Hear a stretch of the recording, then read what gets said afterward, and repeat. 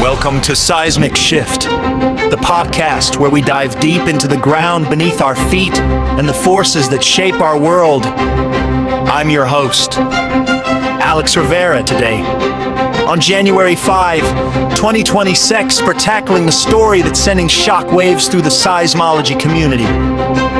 And it hits close to home for millions in California.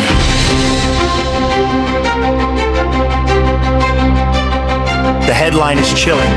The San Andreas Fault might be capable of an earthquake even bigger and more destructive than the long-feared Big One. A new study inspired by a deadly quake in Myanmar last year is forcing scientists to rethink everything we thought we knew about one of America's most dangerous faults. Back in March 2025, a magnitude 7.7 earthquake struck near Mandalay, Myanmar. Along the sagging fault, it killed thousands, leveled buildings, and ruptured an astonishing 500 kilometers. That's over 31 whole miles of the fault line that's longer than any continental strike-slip rupture we've ever recorded. To put that in perspective, the infamous 1906 San Francisco earthquake on the San Andreas ruptured about 10.68 miles. This Myanmar event was a monster, and it happened on a fault that's strikingly similar to California's own.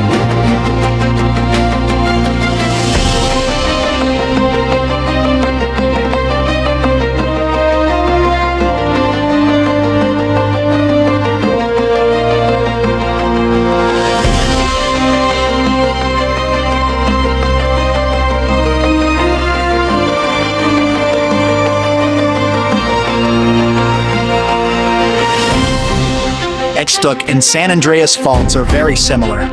Both long, relatively straight strike-slip faults running hundreds of kilometers. What happened in Myanmar sheds new light on what could happen here.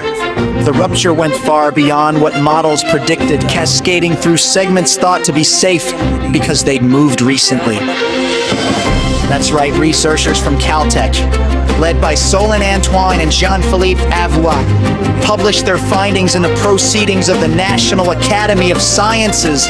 Using satellite imagery, they mapped how the sagging fault slipped more than expected, not just catching up on built-up stress from centuries ago, but overshooting into areas that had ruptured in the 1930s and 1940s. This wasn't supposed to happen. Traditional models assume faults break in predictable segments based on history, but this quake showed chain reactions, stress transferring dynamically, triggering a supersphere rupture where the break propagates faster than seismic waves, amplifying the shaking. And here's the scary part for Californians. The San Andreas is a near twin, mature, straight, strike-slip, with similar slip rates. If the sagging can pull off a 500 km rupture, why couldn't the San Andreas do something similar?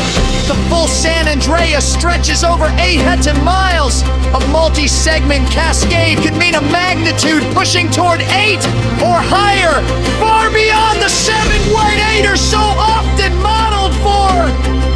The big one. Big one. Big one. Big one. Big one.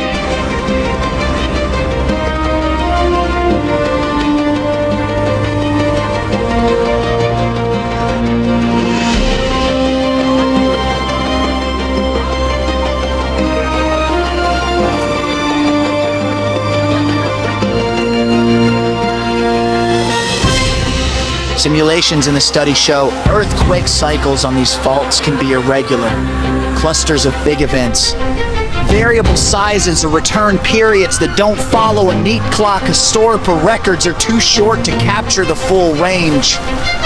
As one researcher put it, successive ruptures can release even more energy than the accumulated deficit since the last quake. This doesn't mean the big one is imminent.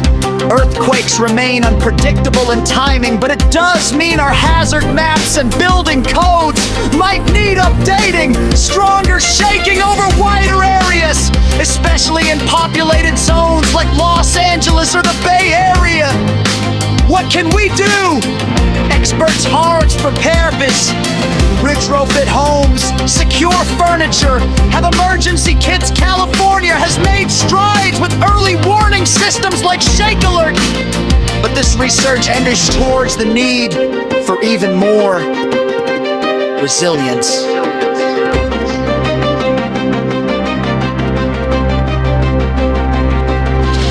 As we wrap up, remember, the ground under us is alive and science is evolving. Stay informed, stay prepared. Thanks for listening to Seismic Shift. If this episode shook you up, share it with friends in Quake Country. Sources and links in the show notes, including the PNAS paper. Until next time, stay safe out there.